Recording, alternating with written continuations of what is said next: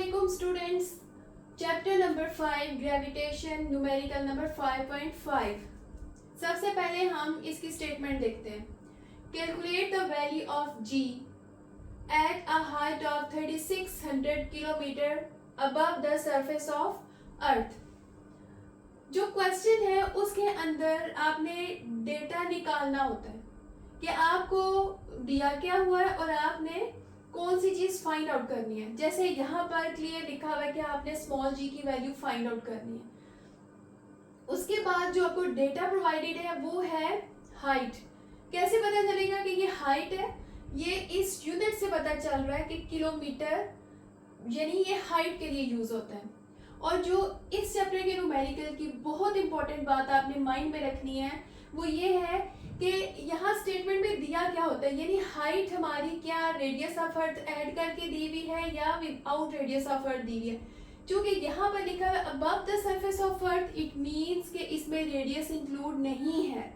उसके लिए मैंने ये एक डायग्राम ड्रॉ की है कि ये अर्थ है, फॉर एग्जाम्पल ये डिस्टेंस 3600 किलोमीटर है, तो ये सरफेस ऑफ अर्थ से 3600 किलोमीटर अबव है। तो इस पॉइंट पर आपने जी की वैल्यू फाइंड आउट करनी है। अच्छा, उसके बाद हमें और क्या चीजें चाहिए, क्योंकि यहाँ तो सिर्फ हमें हाइट दी हुई है और फाइंड हमने स्मॉल जी करना है। तो आप सबसे पहले फार्मूला लिख लें, चाहे आप इधर लिख लें चाहे आप पेपर के साइड पे करके लिख लें। G H is equal to G M E over R plus H whole square. अब आप देखें ये कांस्टेंट है, ये कांस्टेंट है, ये दोनों वैल्यूज आपको पता होगी। आर भी कांस्टेंट है, ये वैल्यू भी पता है और एच उन्होंने दिया हुआ है। यानी फार्मूला लिखने के बाद आपको आइडिया हो जाता है कि क्या क्या चीजें आपको रिक्वायर्ड है और आप उसको डेटा की शक्ल में नोट कर लेंगे। तो सबसे पहले जी है, जी की वैल्यू नोट कर ली। एम ई मैस है 6 into 10 raise to the power 24 kg। Radius है 6.4 into 10 raise to the power 6 metre. आपको याद होगा कि जो हाइट होती है वो हमेशा मीटर्स में लेते हैं। यहाँ पर हाइट हमें किलोमीटर्स में दी हुई है, तो h is equal to 3600 kilometre, इसको हमने कन्वर्ट कर लेना है मीटर में। इसका पॉइंट यहाँ पर है, ये आप फर्स्ट नॉन जीरो डिजिट के बाद लेकर आएंगे। 1 2 3 3 डिजिट्स हमने मूव किया है, तो यहाँ पर 10 रेज टू द पावर 3 और k का मतलब भी क्या होता है 10 रेज टू द पावर 3, तो ये हमने 3 + 3 लिख लिया। तो हमारे पास मीटर्स में वैल्यू हाइट की आएगी 3.6 into 10 raise to the power 6 metres. अब हमने क्या करना है, इस फार्मूला के अंदर वैल्यूज पुट करेंगे। जी की वैल्यू नोट कर ली, मैस ऑफ अर्थ की नोट कर ली और R plus H whole square है, तो 6.4 into 10 raise to the power 6 plus height ये लिख लिया। यहाँ पर जो पॉइंट आपने गौर से समझना है वो ये है कि यहाँ पर हमने इसका स्क्वायर लिया है। अब आप नीचे देखेंगे कि हमने इसको इस वैल्यू से मल्टीप्लाई किया तो हमारे पास आ गया 40.038। ये माइनस में है पावर, ये प्लस में है, वो हमने यहाँ पर लिख ली।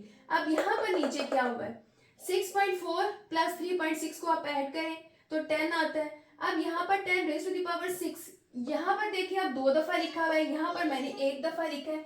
ये पॉइंट समझने वाला है, इसको यहाँ पर आप समझें कि ये वैल्यू 6.4 और 3.4 ये दोनों प्लस हो रही है और इनकी पावर्स भी सेम है। तो हमने जब इन वैल्यूज को प्लस करना है तो सेम जो पावर्स हैं उनको हम इसमें से कॉमन ले लेंगे उस पावर को।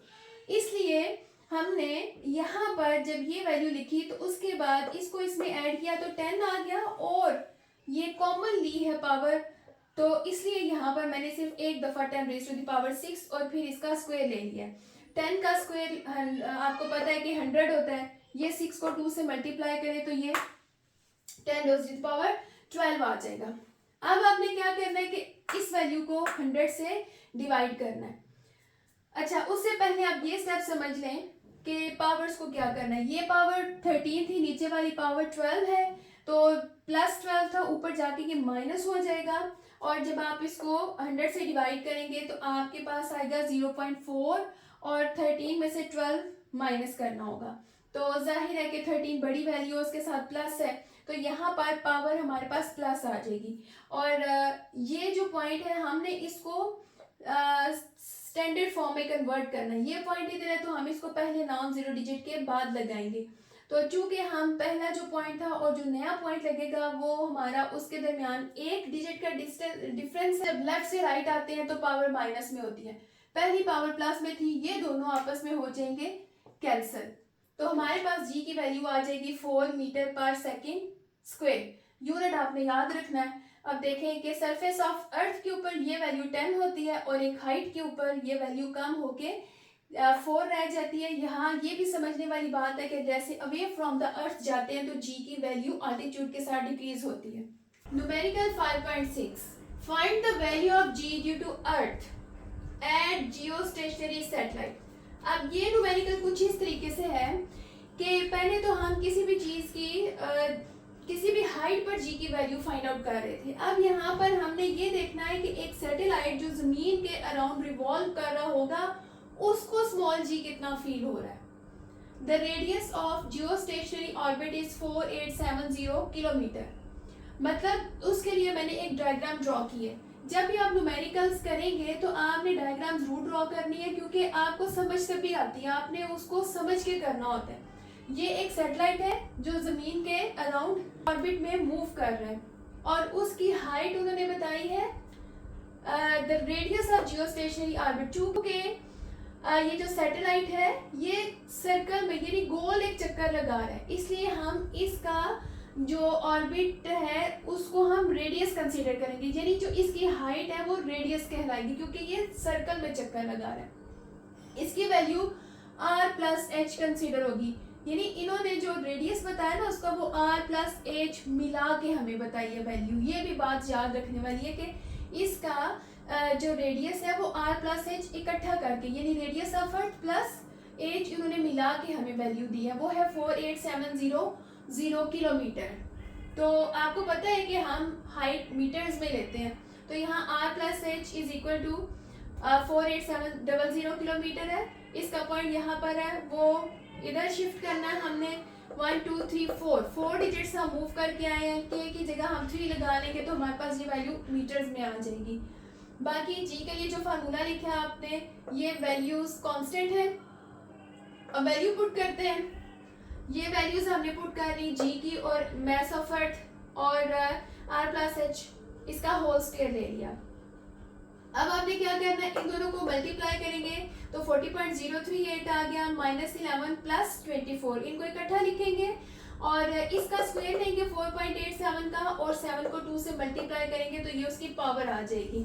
फिर आपने क्या करना है 40.038 को 23.5 से डिवाइड करना है तो 1.7 आएगा और -11 प्लस 24 को जब हम ऐड करेंगे तो ये आ जाएगा 13, 24 के साथ प्लस है इस वजह से ये प्लस 13, ये 14 नीचे प्लस में था ऊपर जाके माइनस हो जाएगा। तो हमारे पास आ जाएगा answer 1.7 into 10 raise to the power -1। Answer इधर तक भी ठीक है, लेकिन अगर आप बगैर पावर के यानी साइंटिफिक नोटेशन के आंसर लिखना चाहते हैं तो इस टाइम पे हम पॉइंट को इधर शिफ्ट करते हैं, यानी राइट से हम लेफ्ट की तरफ आ रहे हैं तो कि एक जो पावर है वो उसकी प्लस करके लिख लेंगे।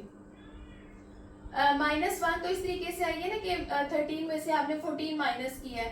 अब ये जो कि इस साइड पर आया तो यहाँ पर हमने +1 लिखना है क्योंकि हम राइट से लेफ्ट की तरफ आ रहे हैं और ये दोनों पावर्स कैंसिल हो जाएंगी आपस में और हमारे पास जो फाइनल आंसर होगा वो होगा 0.17 मीटर पर सेकेंड स्क्वायर।